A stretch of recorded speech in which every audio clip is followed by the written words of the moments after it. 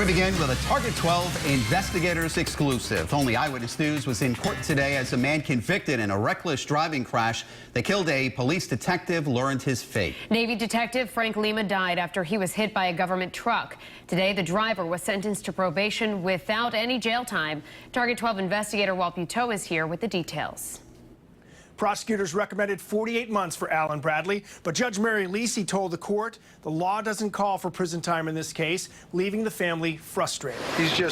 Only Target 12 was there as Alan Bradley walked out of federal court. He'll serve the first year of his 5 years of probation on home confinement, but that'll be the closest the 54-year-old will come to being locked up. Mr. Bradley, nothing to say? Not at this point. He was also sentenced to 1,500 hours of community service and ordered to pay just over $16,000 in restitution. The courtroom was filled with police officers, including several from Middletown, where Frank Lema had served for 26 years before becoming a detective at Naval Station Newport for another 21 years. At this point, it's very frustrating. Austin Lema tells us Bradley's conviction was important, but the family expected him to serve at least some time behind bars.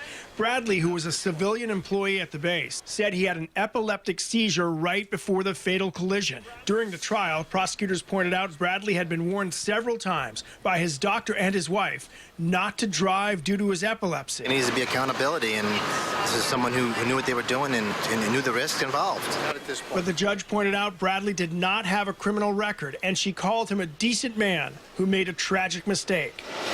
The Lemas lost their mother in a motorcycle crash that injured their father only months before he was killed. In fact, he had just returned to work before the fatal crash. With the Target 12 investigators, Walt Buteau, Eyewitness News.